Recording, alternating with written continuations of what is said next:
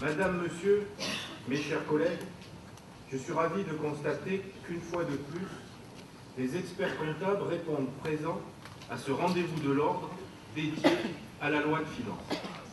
Répondent massivement présents lorsqu'il s'agit de s'informer, de se former, d'actualiser ses connaissances, bref, de donner du sens au mot expertise.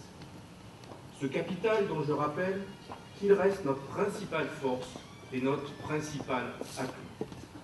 Merci de votre présence et puis à toutes celles et tous ceux que je n'ai pas déjà eu l'occasion de saluer, je veux adresser au nom du Conseil régional de l'Ordre tous mes vœux de bonheur, de réussite, d'épanouissement personnel et professionnel.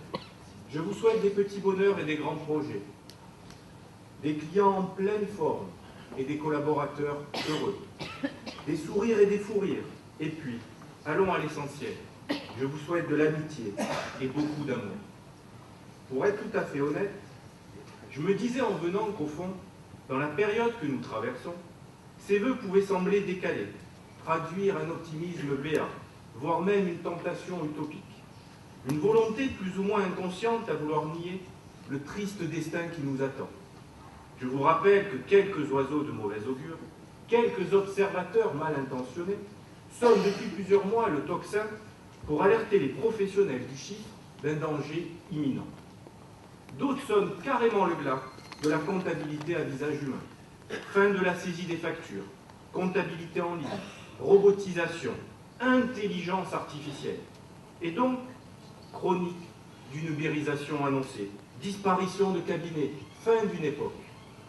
En un mot comme en mille, plutôt que de vous souhaiter une bonne année, j'aurais mieux fait de m'adresser directement au bataillon des robots. À moins que l'un d'entre eux n'ait déjà pris ma place pour s'adresser à ses pairs. Mes chers consoeurs, mes chers confrères, nous sommes encore là. Et c'est bien des experts comptables en chair et en os que j'ai le plaisir de m'adresser. Chacun ici connaît mon engagement pour accompagner la profession dans la transition numérique et à titre personnel, mon appétence pour les nouvelles technologies.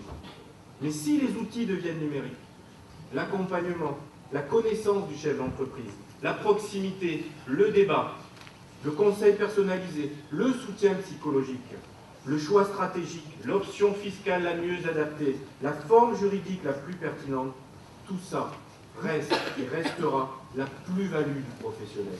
Si et seulement si le dit professionnel s'adapte. Si et seulement si la profession et ceux qui la représentent s'engagent et évoluent. À ce propos, voilà 1 an que l'équipage que j'ai le bonheur de conduire a pris ses fonctions. Et les experts comptables engagés, bénévoles, militants de leur profession qui sont autour de moi ne sont pas restés les bras ballants. Je ne vais pas vous infliger le rapport exhaustif de notre activité, mais souligner simplement les 4 piliers de notre action. Le premier, c'est le thème que j'abordais un peu plus tôt. La numérisation nécessaire de la profession. Notre dernier congrès y a été entièrement consacré. Plus de 1000 participants sur 2 jours. Des ateliers techniques, des conférenciers experts, des startups qui sont venus pitcher devant nous pour nous présenter leurs projets. Des débats avec des chefs d'entreprise. Une volonté commune de s'emparer de la question digitale, de ne surtout pas subir la transition, mais de s'en servir comme une formidable opportunité pour nos cabinets et pour nos clients. Deuxième thème, la simplification. Je vous en parlais ici même. Il y a 1 an jour pour jour. Eh bien, je suis très fier du travail engagé, une fois de plus, de façon collective. Le Conseil régional de l'Ordre a lancé une consultation auprès des 2000 experts comptables de la région. Quelles sont vos suggestions? Où sont les lourdeurs, les complexités, les procédures inutiles et quelles sont les urgences? Le taux de participation à ce questionnaire a été tout simplement exceptionnel. 1 professionnel sur 2 s'est exprimé. Et le 14 novembre, avec Dominique Armignani et Vincent Coupouillan, qui siègent avec moi à la commission simplification du Conseil régional, j'ai eu l'honneur de défendre les propositions de PACA. Je l'ai fait devant les députés, en charge à l'Assemblée nationale du projet de loi de simplification de la vie des entreprises et le droit à l'erreur. Je peux vous dire que lors de cette audition officielle, le travail effectué par la région PACA a été unanimement salué par les députés et certaines des propositions proposées ont à l'évidence retenu toute leur attention. Nous avons par exemple évoqué le principe du rescrit généralisé, avec réponse de l'administration dans un délai raisonnable. Nous avons insisté sur le fameux « qui ne dit mot consent ». Nous avons milité pour le principe de l'absence de sanction en cas d'erreur de bonne foi, parce que vous le savez comme moi, il n'y a pas un fraudeur derrière chaque chef d'entreprise. Nous avons aussi proposé un véritable régime de TVA et d'impôt sur les sociétés simplifié qui fait son chemin, et plein d'autres mesures que nous continuons à soutenir et qui sont qualifiées par les différents interlocuteurs de mesures pragmatiques et de bon sens. Vous savez que le débat n'est pas clos et que la loi n'est pas encore votée. Mais vous devez savoir que nous sommes en première ligne, là où les décisions se prennent, pour essayer de peser sur le texte final. Troisième point, la formation. L'ARFEC a fait sa mue. Notre organisme de formation a totalement revu son catalogue. C'est un énorme chantier qu'a porté à bout de bras notre ami Stéphane Séguéry, avec par exemple l'introduction de formations Francis Lefebvre de très haut niveau à coût réduit. En 2018, l'objectif est de maintenir des journées de formation de haut niveau, de proximité et d'améliorer encore le taux de satisfaction des participants. Ce dossier de la formation continue des professionnels et de leurs collaborateurs est essentiel. Celui de la formation initiale l'est tout autant. Les programmes proposés aux étudiants sont-ils toujours entièrement adaptés aux nouvelles conditions d'exercice de notre profession?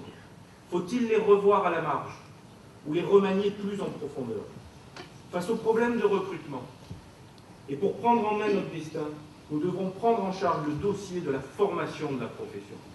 Penser les collaborateurs de demain et créer une école de la profession pour former les jeunes talents et accompagner nos collaborateurs actuels dans le changement et la montée en compétences.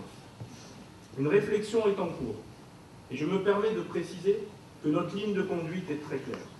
La réflexion et le débat sont indispensables, mais l'une et l'autre doivent rapidement laisser place à l'action. Par conséquent, sur ce point, une orientation sera prise d'ici la fin de l'année.